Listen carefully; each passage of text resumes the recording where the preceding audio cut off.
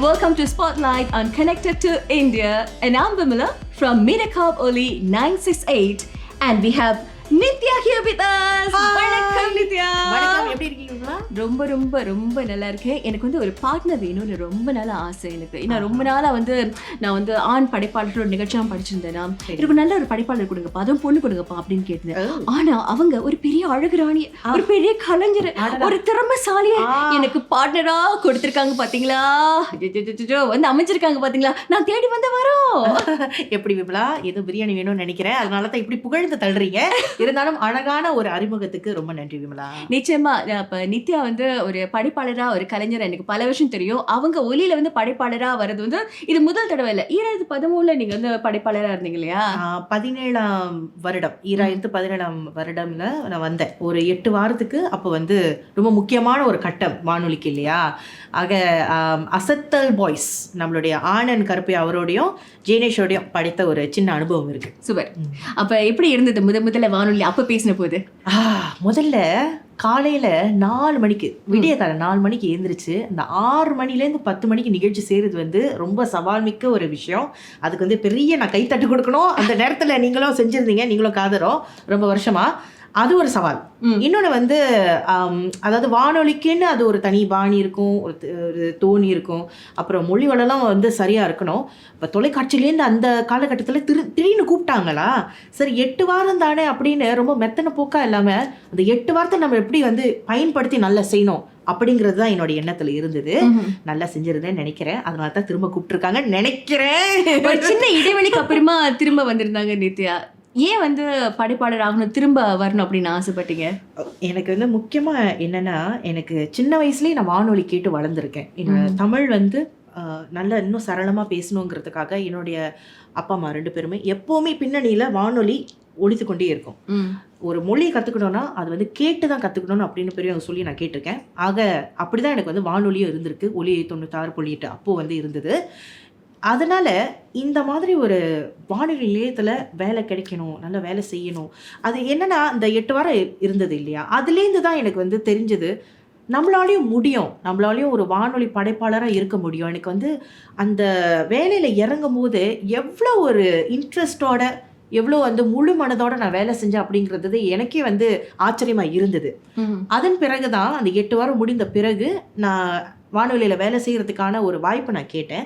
அப்போ வந்து எல்லாருக்குமே அந்த நேரம் அப்படின்னு ஒரு விஷயம் இருக்கும் இல்லையா. அந்த நேரத்தில் வந்து என்னுடைய நேரம் இல்லை, it was not my time.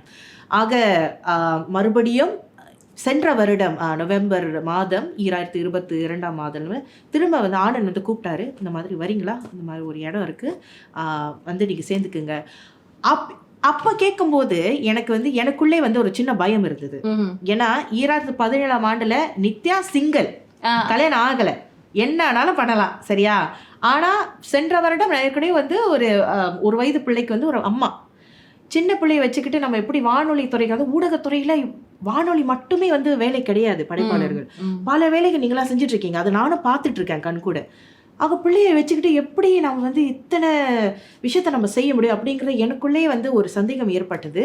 ஆனால் வாங்க செஞ்சு பாருங்க, உங்களால் முடியும் அப்படின்னு சொல்லும்போது இன்னொருத்த நம்ம மேலே வந்து நம்பிக்கை வைக்கும்போது நாம நம்ம மேலே நம்பிக்கை வைக்கலன்னா எப்படி. ஆக எடுப்போம் செய்வோம் அப்படின்னு இறங்கினேன். இது நாள் வரைக்கும் ரொம்ப சந்தோஷமாக மன நிறைவோடு நான் செய்கிற ஒரு வேலை அப்படின்னு நான் சொல்லணும். இப்போ வானொலிக்கு வரப்போகிறோம் அப்படின்னு சொல்லும்போது நிச்சயமாக நிறைய தயாரிப்பு வேலைகளில் ஈடுபட்டிருப்பீங்க இல்லையா? இந்த தடவை என்ன மாதிரியான விஷயங்களை நீங்கள் உங்களை தயார்படுத்திக்கிட்டீங்க?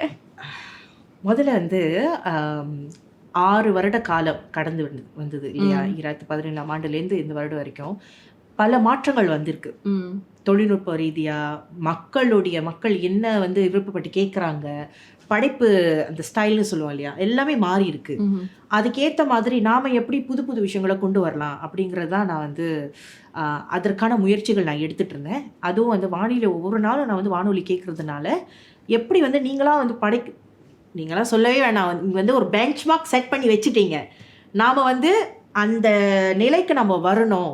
அதுவும் நமக்கு வந்து கிடைக்க போகிற படைப்பாளர் யாருன்னு எனக்கு தெரியாது அந்த நேரத்தில் இல்லையா. ஆக அவங்களோட சேர்ந்து பான்னு சொல்லுவாங்க இல்லையா, அப்படி போனால் கூட பரவாயில்ல அப்படின்னு சொல்லிட்டு நிறைய செய்தித்தாள் படிக்க ஆரம்பித்தேன். எனக்கு வந்து ஒவ்வொரு நாளும் நான் செய்தி கேட்பேன், பார்ப்பேன், தொலைக்காட்சியில் படிக்கிறது உண்டு. பேச்சு வீட்லேயே வந்து நிறைய தமிழ் பேசுவோம். நிறைய இப்போ வந்து கரண்ட் அஃபேர்ஸ் சொல்லுவாங்க. இப்போ வந்து வெளிநாட்டில் என்ன நடக்குது, நம்ம நாட்டில் என்ன நடக்குது, இந்த மாதிரி புது புது விஷயங்கள் ஒவ்வொரு நாளும் கற்றுக்கிட்டு மக்களுக்கு என்ன புதுசாக கொண்டு வரலாம் அப்படிங்கிற ஒரு முயற்சியில் தான் ஈடுபட்டேன். சரி, நீங்கள் ஏதோ கேள்வி கேட்கணும்னு இருக்கீங்க, சொல்லுங்க கேளுங்க. சரி, வேலைக்கு சேர்ந்துட்டீங்க. நீங்கள் எப்போ வந்து வானொலியில் படைக்க போகிறீங்க, நிகழ்ச்சியை படைக்க போகிறீங்க அப்படின்ற ஒரு அறிவிப்பு வந்துச்சு. அப்போ உங்களுக்கு ஒரு பிரமாதமான அற்புதமான படைப்பாளரை பேரா கொடுக்குறாங்க, ஜோடியாக கொடுக்குறாங்க அப்படின்னு சொல்லும்போது எவ்வளோ சந்தோஷப்பட்டீங்க? அது எப்படி உங்களுக்கே தனியாக நீங்கள் வந்து பொறுமையாக சொல்லிக்கிறீங்கன்னு எனக்கு தெரியல. மக்கள் வெளியே அப்படிதான் பேசுகிறாங்க. சரி, ஆக எனக்கு வந்து ரவி ஆண் படைப்பாளர் தான் வரும்னு நினைச்சேன். ஏன்னா 4 பெண்கள் 4 ஆண்கள் இருக்காங்க, அப்படிதான் வரும்னு நினைச்சேன். சரி, சீனியரா இருந்தா கண்டிப்பா வந்து புதுசா இருக்கிற ஆளுங்க சீனியரோட தான் வந்து பேர் பண்ணுவாங்கன்னு நினைச்சிட்டு ரஃபி தான் வருவாரு அப்படின்னு சொல்லிட்டு நான் நினைச்சிட்டு இருந்தேன். கடைசியில பார்த்தா இது என்ன புதுசா இருக்கு, இந்த நான் யோசிச்சு பார்க்கவே இல்லையே, இது ட்விஸ்டா இருக்கு. அது வந்து உங்களோட நல்லா பழகினதுக்கு அப்புறம் உங்க பேர் பார்த்தோன்னே ரொம்ப சந்தோஷமாயிட்டேன். ஏன்னா ஆரம்பத்துல வரும்போது நான் வந்து எல்லாருமே ரொம்ப நல்லா பழகுவாங்க, ஆனா விமலா தான் வந்து அப்படி உருன்னு இருப்பாங்கன்னு நினைச்சேன். ஏன்னா அப்படிதான் இருந்தீங்க சில நேரத்துல. நம்ம வேலன் வந்து வெள்ளைக்காரல. ஆமா, என்னது அப்படி இருக்கும் ஃபீஸ். அதனால ஒலிக்கு வரும்போது ஆஹா, விமலா கிட்ட நம்ம எப்படி பேச போறோம், அவங்களோட எப்படி நம்ம சேர்ந்து நம்ம பணியாற்ற போறோம் அப்படிங்கிற ஒரு எண்ணம் எப்பவுமே என்கிட்ட இருந்தது. இப்போ முதல் நாள் வேலைக்கு வரும்போது ஒலியோட கூடத்துக்கு போகும்போது விமலா அவங்க வேலை செஞ்சுட்டு இருக்காங்க, மூஞ்சி இப்படிதான் இருக்கு. பார்த்துட்டு ஹாய் விமலா, குட் மார்னிங், வேலை செய்றாங்க மும்மரமா. அதுக்கப்புறம் மைக்கு தட்டி ஆம் வீர்களே, அதாவது I just froze. What a split personality is this? So, இதுதான் வேலை ஒலியில், ஓகே அப்படி சொல்லிட்டு நான் அப்படி வெளியே போயிட்டேன். ஆஹா, என்ன ஒரு அபூர்வமான ஒரு ஜந்து. இல்ல சே. ஆனா அவங்களோட பழக திடீர்னு அவங்க வந்து ரொம்ப மலர்ச்சியா ரொம்ப ஃப்ரீ அண்ட் ஈஸியா எங்க கூட பழக ஆரம்பிக்கும் போது இது ரொம்ப புதுசா இருக்கே. ஆக வெளியிலேருந்து நம்ம எப்படி ஒருத்தர் பார்த்து எடை போடக்கூடாது, அவங்க கூட நல்லா பழகினதுக்கு அப்புறம் தான் நம்ம வந்து சொல்ல முடியும் அவங்க எப்படி பட்டுவாங்க அப்படி. சிலர் நீங்க சொல்றது நித்யா, ஏன்னா சில பேர் வந்து எப்பயுமே கலகலகலாம் இருப்பாங்க உங்களை மாதிரி. சில பேர் வந்து இன்ட்ரோவர்ட் என்ன மாதிரி. இப்போ வானொலியில் அது கேமரா ஆக்ஷன் அப்படின்னாங்கன்னா கிட்டக்கிட்டு ஆயிடுவோம், அப்புறம் மைக் ஆஃப் பண்ண ஆயிடுவோம். அது பொதுவாகவே வந்து சிலவங்க ரொம்ப அமைதியா இருப்பாங்க, ஆனால் வெளியே உங்களுக்கு தெரியாது. Until you get comfortable with someone, அப்பதான் வந்து ஓப்பன் அப் ஆவாங்க. அது வரைக்கும் வந்து ரொம்ப ரிசர்வ்டா தான் இருப்பாங்க. ஸோ என்ன மாதிரி சில படைப்பாளர்கள் நீங்க வசனத்துல பார்த்துருக்கலாம், அவங்களும் கொஞ்சம் வந்து அமைதியா இருக்கிறவங்களா இருப்பாங்க. ஸோ யா, அந்த மாதிரி உங்களை மாதிரி அமைதியா இருக்கிறவங்க என்ன மாதிரி அப்படியே குதிச்சுக்கிட்டே இருக்கிறவங்களோட படைக்கிறது இன்னொரு சவால் மிக்க ஒரு விஷயம். ஆக உங்களுக்கு எப்படி இருந்தது விமலா? என்னுடைய பேர் பார்த்த உடனே ஆஹா, இவங்க தான் சக படைப்பாளரா அப்படின்னு. ஆக்சுவலி நான் வந்து எனக்கு ஒரு பெண் படைப்பாளராக வந்து கோஹோஸ்டா வரணும்னு ஆசைப்பட்டேன். ஓகே, ஆமா, உண்மைதான். ஏன்னா ஒரு மூத்த படைப்பாளர் நீங்க மூத்த படைப்பாளர் தான், சரியா? ஓகே. ஸோ அதனால வந்து தயாராக தான் இருந்தேன். அதனால வந்து நீங்க அல்லது சஜினி 2 பேர்ல யாரோ ஒரு ஆள் தான் வருவீங்க அப்படின்னு எனக்கு தோணுச்சு. ஆமா, அதனால வந்து எனக்கு anyone is okay. ஏன்னா நான் தொடக்கத்தில் வந்த போது நித்யா, அப்போல்லாம் வந்து அதாவது 20 வருஷத்துக்கு முன்னாலே சொல்கிறேன், அப்போல்லாம் வந்து இந்த மாதிரி உட்காந்து கற்றுக் கொடுப்பாங்க, நம்ம கேட்டால் கற்றுக் கொடுப்பாங்க பெரும்பாலும். அதனால உட்காந்து ஒன்றுனா கற்றுக் கொடுக்கறது அப்படின்ட்டு கொஞ்சம் குறைவுன்னு வச்சுக்கோங்களேன். அதுவும் நிறைய வேலை இருக்கும். அப்போ இருக்கிற ப்ரோக்ராமிங்லாம் வேறு, நிறைய ட்ராமாஸ் ரெக்கார்டிங், அந்த ரெக்கார்டிங் இந்த கிடைக்க மாட்டாங்க கையில். அதனால வந்து எனக்கு கற்றுக் கொடுக்க ரொம்ப பிடிக்கும். ஒரு இந்த வேலைக்கு வரலன்னா ஒரு ஆசிரியர் ஆகியிருந்திருப்பேன். அதனால எனக்கு கற்றுக் கொடுக்க பிடிக்கும். அதனால எனக்கு வந்து புதுசாக வரவங்க தான் வந்து ஹோஸ்டாக வருவாங்கன்னு நினச்சேன். அதனால anyone is okay. So Sajini எடுத்து ஓகே கேன் அப்படின்னு வந்து ஓகே கொடுத்துட்டாங்க விமலா என்கிட்ட. கவ்விரும் அப்படி பாத்தீங்களா, ஒவ்வொரு நாளும் என்ன வந்து எப்படிலாம் கவ்விட்டு இருக்காங்க. எங்கே போகாதீங்க, ஐயோ கடைசி வரைக்கும் என் கூட தான். ஆஹா, சரி. இப்ப நீங்க சொன்னீங்க இல்லையா, இப்ப வந்து நீங்க ஒரு சிங்கிளா இருந்தீங்க 2017 17. அதுக்கப்புறம் வந்து ஒரு படைப்பாளரா ஒரு பிள்ளைக்கு அம்மாவா அப்படின்றது வந்து ஒரு பெரிய சவாலான ஒரு விஷயம். கண்டிப்பா. ஏன்னா இந்த ஊடகத்துறையில வந்து நமக்கு டைமிங்லாம் பாக்குறது ரொம்ப கஷ்டம். நமக்கு டைம் பார்த்தாது. எப்படி நீங்க சமாளிக்கிறீங்க? How do you juggle? அது வந்து நல்ல ஒரு குடும்பத்தோட சப்போர்ட், அது வந்து ஆதரவு ரொம்ப முக்கியம் நான் நினைக்கிறேன். அதாவது இந்த வேலைக்கு வந்து ஊடகத்துறைக்கு அதுவும் குறிப்பாக திரும்ப வானொலியில படைக்கிறதுக்கு வாய்ப்பு கேளு அப்படின்னு சொன்னது என்னுடைய கணவர் தான். அவர் சொல்லலைன்னா நான் வந்து கேட்டிருக்க மாட்டேன். கேட்டதால எனக்கு வந்து இந்த மாதிரி நித்யா கேட்டாங்களே, ஒருவேளை அவங்களுக்கு வந்து வாய்ப்பு கொடுத்தா அவங்க நல்லா செய்வாங்களோ அப்படிங்கிற எண்ணம் வந்து நம்மளுடைய ஒலிக்கு வந்து வந்திருக்காது இல்லையா. ஆக அவருக்கு தான் நான் வந்து பெரிய நன்றி சொல்லணும். ஏன்னா வீட்டில் இருந்தபடி பிள்ளைய பார்த்துக்க நான் வேலைக்கு போகிறேன்னு சொல்கிற பல கணவர்கள் மத்தியில் அவர் வந்து எவ்வளோ மேல் கோவில்லாம் கட்டணும் அவருக்கு. அதே சமயத்தில் என்னுடைய பெற்றோர், என்னுடைய மாமனார் மாமியார் இவங்க எல்லாருமே எந்நேரமும் என்னுடைய பிள்ளையை பார்த்துக்கணும் அப்படின்னா உடனே ஓடி வருவாங்க. ஏன்னா அவங்கக்கிட்ட ஏற்கனவே நான் சொல்லிட்டேன், இந்த மாதிரி இந்த வேலையில் சேரும்போது இத்தனை சவால்கள் இருக்கும். 4 மணி நேரம் மட்டுமே என்னுடைய வேலை கிடையாது. அது பல பேர் நினைப்பாங்க, ஓ 4 மணி நேரம் 2 மணி முடிஞ்சோடனே வீட்டுக்கு போகலாம் அப்படின்னு. இல்லையே, நம்ம தான் இங்கே உட்காந்துருக்கோம்ல, அதே மாதிரி தான் பல வேலைகள் இருக்கு. ஆக அந்த மாதிரிலாம் இருக்கும்போது குடும்பத்துடைய சப்போர்ட் ரொம்ப முக்கியம் நினைக்கிறேன். அந்த வகையில் I'm very gifted. So I have the support from my family. அது மட்டும் இல்லாமல் இப்போ வந்து சுஷாந்த் என்னை கேட்டால் கடவுளோட புண்ணியத்தில் எல்லாமே சரியான நேரத்தில் இது வந்து வந்திருக்கு. ஏன்னா சுஷாந்த் வந்து இப்போ வந்து நல்ல விவரம் அறிகிற ஒரு வயசு. அவர்கிட்ட வந்து அம்மா வேலைக்கு போகிறேன், எதுக்காக போகிறேன் அப்படின்னு சொல்லிட்டு போனால் புரிஞ்சுக்கிற பக்குவம் அவருக்கு இருக்கு. ஆக இன்னும் கொஞ்சம் ஈஸின்னு சொல்லலாம், ரொம்ப ஈஸி கிடையாது, கொஞ்சம் ஆமாம். ஆனால் ஏதோ சமாளிச்சுட்டு இருக்கேன், இது வரைக்கும் நல்லா போயிட்டு இருக்கு, இனிமேல் நல்லா போகணும்னு வேண்டிட்டு இருக்கேன். ரேடியோவில் வந்ததுக்கு அப்புறம் உங்களுக்கு என்ன ரொம்ப பிடிச்சிருக்கு? வானொலியில் வந்ததுக்கு அப்புறம் இது ஒன்னே ரொம்ப ரொம்ப பிடிக்கும்? ஐயோ பல விஷயம் இருக்கே. என்ன ரொம்ப பிடிக்கும்னா, இப்போ தொலைக்காட்சின்னு வரும்போது மக்களோட நேரடியாக அந்த கனெக்ஷன் சொல்லுவோம் இல்லையா, அது அவ்வளோவா வந்து எனக்கு கிடைக்கல. இப்போ ஒரு நாடகத்தில் நல்லா செஞ்சால் அந்த நாடகம் 6 மாதம் போகுதுன்னு வச்சுக்கோங்களேன், அதுக்கப்புறம் மறந்துடுவாங்க. ஆனால் வானொலிங்கிறது நிரந்தரம்.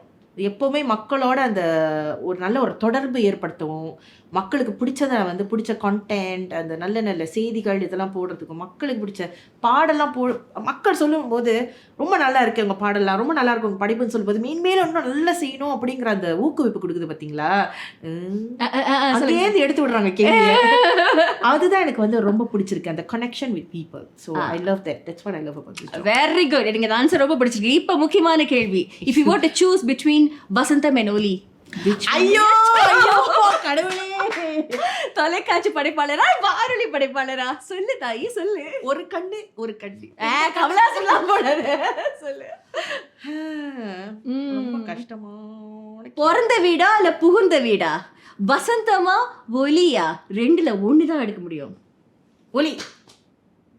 ஏன் ஏன்னா ஒலியில இருந்தா வசந்தத்தையும் அப்படி நான் ஒரு நாடகம் அடிச்சுட்டு போயிடலாம்ல. பாயிண்ட்.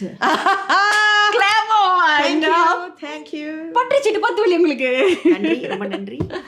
ஓகே, உங்களுக்கு ஒரு வாய்ப்பு கிடைக்குது. இப்போ படைப்பாளர் வரும்போது நிறைய ஆர்டிஸ்ட் நம்ம பார்க்கலாம். ஒரு வாய்ப்பு கிடைச்சா ஒரே ஒரு பர்சனை நீங்கள் இன்டர்வியூ பண்ணணும்னா யாரை இன்டர்வியூ பண்ண ஆசைப்படுவீங்க? ஜஸ்ட் ஒன் பர்சனா? பல பேர் கமல்ஹாசன்னு சொல்லுவாங்க. எனக்கு அவரை ரொம்ப பிடிக்கும், இஷ்டம் பிரியம். ஆனால் அவரை தவிர்த்து இயக்குனர் நடிகர் சமுத்திரக்கனியை பேட்டி கண்ணோன்னு ஆசை. ஓகே, ஏன்? அவரை பற்றி இன்னும் கொஞ்சம் நிறைய தெரிஞ்சுக்கணும். அவருடைய இந்த துறையை பற்றி, ஒரு ஆஸ் அ பர்சன் அவரை பற்றி இன்னும் நிறைய தெரிஞ்சுக்கணும்னு ஆசை. ஏன்னா நீங்கள் வந்து கமல்ஹாசன் சிம்புலாம் நீங்கள் வந்து இன்டர்வியூ பண்ணிட்டீங்க, சமுத்திரக்கனி வந்திருக்காரு. இல்லை, தனிப்பட்ட முறையில் அவருக்கு தெரியும். சரி, அவர் வந்து அவர்கிட்ட பேசணும், அவரை பற்றி இன்னும் தெரிஞ்சுக்கணும்னு ஆசை, அவ்வளோதான். அப்போ சிம்பு வந்தாருன்னா நான் தான் இன்டர்வியூ எடுப்பேன். சரி, நீங்கள் இன்டர்வியூ விடுங்க. சிம்புவுக்கு வந்து நான் தேநீர் இந்த வடை எல்லாம் நானே ஊட்டி விடுறேன். அவர் சார் எங்களோட ஆஃபீஸ் கேர்ள்னு சொல்லிடுவாங்களே. அவருக்காக நான் ஆஃபீஸ் கேர்ள் என்ன, அவருடைய வீட்டில் வேலை செய்கிற படிப்பெண்ணா நான் மாறுறேன் அப்படின்னு சொல்ல மாட்டேன். இது சங்கராவுக்கு தெரியுமா? சரி, சங்கரா வந்து ஒரு படைப்பாளர் ஆகிறான்னு வச்சுக்கோங்க, ஒரு ரேடியோ ஜாக்கி ஆகிறார் அவங்க ஹஸ்பண்ட். ஓகே, நீங்களும் அவரும் சேர்ந்து ஒரு ஷோ பண்ணுறீங்க, ரேடியோ ஷோ பண்ணுறீங்க. ஓகே, அப்படின்னா என்ன ஒரு ஷோ செய்வீங்க 2 பேரும் சேர்ந்து? 2 பேருமே சேர்ந்தா? சங்கராக்கும் ஸ்ட்ரென்த் இருக்கு, உங்களுக்கும் ஸ்ட்ரென்த் இருக்கு. அதில் 2 பேர் சேர்ந்து ஒரு ரேடியோ ஷோ செய்யறதா இருந்தா என்ன செய்வீங்க? நான் இதுக்கெல்லாம் நான் ப்ரிப்பேர் பண்ண மாட்டேன் இந்த கேள்விக்கெல்லாம். எப்படின்னா, அதாவது மக்களுக்கு என்னன்னா, இது ஒரு விஷயத்தை நான் வந்து புரிஞ்சுக்கிட்டேன் மக்களிடையே. ஏன்னா இப்போ வந்து திருமணமான தம்பதிகள் அவங்களுடைய நிஜ வாழ்க்கையில் என்ன நடக்குது, எப்படி அவங்களுக்குள்ளே அனுசரிச்சுக்குவாங்க, எப்படி பேசுவாங்க, அப்படிங்கறது வந்து மக்களிடையே வந்து அந்த ஒரு ஆர்வம் இருக்கு அப்படிங்கறத நான் வந்து கொஞ்சம் புரிஞ்சுக்கிறேன். ஆக நம்ம வந்து வானொலி படைக்கும் போது படைப்பாளர்களா இல்லாம கணவன் மனைவியா படைக்கிறோம். அதாவது அவர் வந்து தப்பு செஞ்சா அது நேரடியா ஏன் இப்படி இருக்கீங்க அந்த மாதிரி சொல்ற மாதிரி ஒரு கொஞ்சம் நகைச்சுவையான ஒரு நிகழ்ச்சி படைக்கலாம்னு நான் நினைக்கிறேன். கணவன் மனைவி 2 பேருமே நாங்க கணவன் மனைவியாகவே அந்த நிகழ்ச்சி படைக்கிற மாதிரி. அப்ப சண்டை வந்துச்சுன்னா சிடி எல்லாம் பாருக்குமா? சிடியா? இப்பெல்லாம் சிடி இல்லையே. சரி, மைக் எல்லாம் பாருக்குமா? இப்ப டிஷ் அப்படி அடிச்சு போகுது. Okay right. Okay okay. அதனால எதிர்காலத்துல அபி சங்கராவும் நித்யாவும் சேர்ந்து ஒரு நிகழ்ச்சி படைப்பாங்கன்னு நம்ம தெரிவிச்சுக்கிறோம். நீங்க தான் இயக்குனர்ல. Okay sure sure sure. கண்ணா பின்ன தலைப்பு கொடுப்போம்ல. Okay okay. சரி சீனியர் அம்மா ஜூனியரை ரேகிங் பண்ணது போதும். இப்போ ஏன்ட்டு நாம வந்து 20 வருஷத்துக்கு முன்னாடி போக போறோம். நீங்க வந்து ஒலி படைப்பாளராக ஆகுறதுக்கு என்ன காரணம்? இந்த துறையை தேர்ந்தெடுத்ததுக்கான காரணம் என்ன? நான் வந்து ரேடியோ பைத்தியம். அப்படியா? ஆமா, ஏன்னா எங்க வீட்டுல வந்து டிரான்சிஸ்டர் ரேடியோ இருக்கும். நான் வந்து ஒரு 4-5 வயசுல இருக்கும்போது தொலைக்காட்சிலாம் பார்க்க விட மாட்டாங்க வீட்டுல. ஏன்னா அப்போ வந்து ஆசிரியர். ஆமா, அந்த ஃப்ரீக்வன்சில மீட்டர். நீங்க என்ன தான் இருக்கீங்களா? நானும் தான். ஸோ அதுல வந்து நான் வந்து உட்காந்து நான் வந்து ரேடியோல பேசுவேன். அவங்க ரேடியோல வானொலியில பேசுறாங்களே, நான் திரும்ப பேசுவேன். ஆனா யாருமே பேச மாட்டாங்க. உள்ள இருக்கிற சந்திரமுகிலாம் வெளியே வருது பாத்தீங்களா? I really thought அங்க உள்ள வந்து சின்ன சின்ன மனுஷங்க இருந்து பேசுறாங்க அந்த பெட்டி. நிஜமாவா? Really? உண்மை நினைச்சேன். சின்ன சின்ன மனுஷங்க வந்து அந்த பெட்டிக்குள்ள உட்காந்துருக்காங்க, அவங்களாம் பேசுறாங்கன்னு. ஸோ நான் அவங்ககிட்ட பேசினேன்னா யாருமே என்கிட்ட பேசல. அப்புறம் ரொம்ப கவலையா போச்சு. அப்புறம் காலம் போக போக தான் புரிஞ்சுச்சு, ஓ அது வந்து இது ஒரு மீட்டர் இருக்கு, அதுல இருந்து எல்லாம் பேசுறாங்க அப்படின்னு. அப்புறம் அவங்க பேசுற மாதிரி நானும் வீட்டுல பேசுவேன். அப்புறம் அப்படியே வந்து சரி நானும் வந்து இது மாதிரி பேசணும் அப்படின்ற மாதிரி ஆசை வந்துச்சு. அப்புறம் அதுக்காகவே படிச்சது தொழில்நுட்பம் சார்ந்த விஷயங்கள். வானொலி ஒரு மாடியூலா இருந்துச்சு. படிச்சு சும்மா அப்ளை பண்ண கிடைக்குமா கிடைக்காதுன்னு கிடைச்சிருச்சு. தலையில எழுதி இருக்கு, நீங்க தான் வானொலி படைப்பாளரா இருக்கணும் அந்த ஜென்மத்துல. நித்யாவோட நீங்க கடைசி வரைக்கும் ஹோஸ்ட் பண்ணோனே. சரி ஓகே, அது வந்து இன்னொரு பக்கம் இருக்கு. இப்ப வந்து சரி, நீங்க வந்து இப்ப நீங்க பாக்குறீங்க நாம வந்து எவ்வளவு சவால்கள் புதிய படைப்பாளர்கள் வந்து நாங்க எதிர்நோக்குறோம் அப்படிங்கிறது நீங்க கண் கூட பாக்குறீங்க. நானும் வந்து அப்ப ஆனா இப்ப நீங்க உங்க காலகட்டத்துல தொழில்நுட்பம் வந்து அவ்வளவா சிறப்பான ஒரு விஷயமா அமையல இல்லையா? எல்லாமே மேனுவலா நீங்க செஞ்சுட்டு இருந்தீங்க. இசைவட்டில இருந்து வந்து பாடல்கள்லாம் போடுவாங்க. அந்த இசைவட்டு வந்து டர்ரு வந்து பாடல் வந்து போயிட்டு இருந்ததுன்னா அவங்க உடனே கவுண்டர் பண்ணுவாங்க பாருங்க.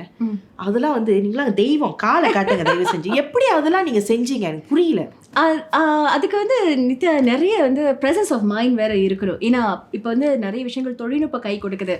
ஆனா அப்போ அதெல்லாம் இல்லை. நாம வந்து மெனுவலா பல விஷயங்களை செய்ய வேண்டியிருக்கோம். சிடிலாம் அப்போ பாட்டு கேட்டாங்கன்னா ஒரு நேயர் இந்த படத்துல இந்த பாட்டு வேணும், நாங்கள் ஓடி போய் டக்குன்னு சிடி எடுப்போம். ஆமா, எங்களுக்கு அந்த சிடி எங்க இருக்குன்னு கரெக்டா தெரியும். அதை கரெக்டா எடுத்துட்டு வந்து பட்டுன்னு வந்து நம்ம எடுத்து அதை செட் பண்ணி அந்த அதுவும் அழகா செய்குவையெல்லாம் பண்ற மாதிரி செஞ்சு நாங்கள் அதுலயே செய்குவே பாட்டு முடியுமா அடுத்த பாட்டு ஆரம்பிக்கிற மாதிரி இருக்கணும் அதெல்லாம். ஸோ அதெல்லாம் செஞ்சு நம்ம லைஃபா அதாவது நேரடியாக வானொலியில பேசுவோம். அதனால எல்லாமே நேரடி நிகழ்ச்சியா இருந்தது. அதனால 4 மணி நேரம் நினைச்சுப்பாங்க. ஒரு உண்மையிலே ரொம்ப களைச்சு போயிடுவோம். ஏன்னா எதுவுமே முன்பதிவு செய்ய முடியாது, எல்லாமே நேரடியா செய்யணும். தவறுகளுக்கு வந்து நம்ம நிறைய வழி இருந்துச்சு. ஏன்னா தவறு செஞ்சு திருப்பி வந்து நம்ம அதை ஒன்றும் பண்ண முடியாது இல்லையா? அந்த மாதிரி விஷயங்கள் இருந்தன. அப்புறம் பல என்ன சொல்லுவாங்கன்னா அந்த காலத்து நான் வரும்பொழுதுலாம் செந்தமிழ்ல தான் தமிழ் பேசலாம். மக்களை நீங்கள் கேட்டுக்கொண்டிருப்பது ஒலி 968 உங்களுக்காக இன்றைய நிகழ்ச்சியை தொகுத்து வழங்கி கொண்டிருக்கின்றேன் உங்கள் விமலா. அப்படின்னு இப்ப பேசினேன்னு வச்சுக்கோங்களேன், மக்களா ஓடி போயிடுவாங்க. அந்த மாதிரி நிறைய நிகழ்ச்சியில செந்தமிழ்ல பேசணும். ஆனா புது பொண்ணுன்றதால எனக்கு ரொம்ப கஷ்டமா இருந்தது.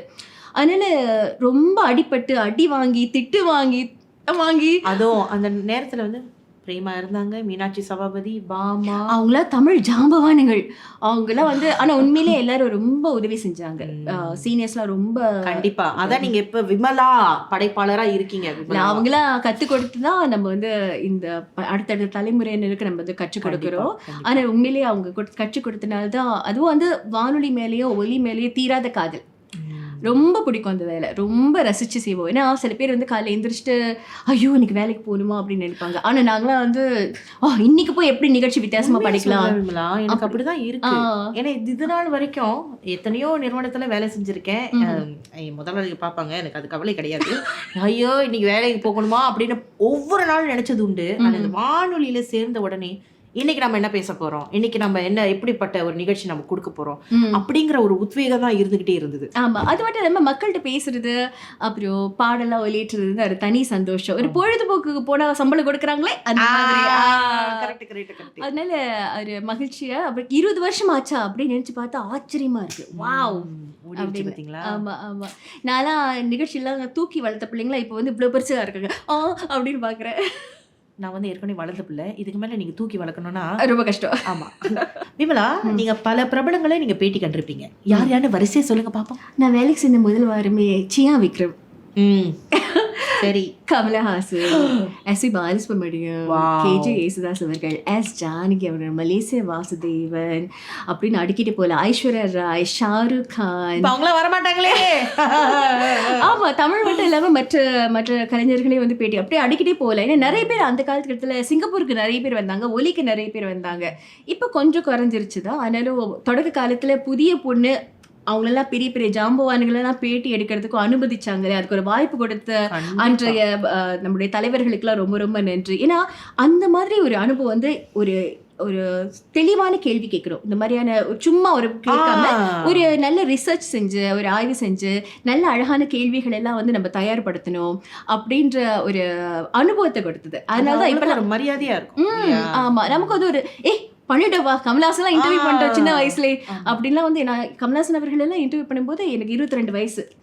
அப்பெல்லாம் வந்து அது ஒரு பெரிய பொறுப்பு, தூங்க முடியல, அவ்வளோ ஒரு ரொம்ப பிடிக்கும்.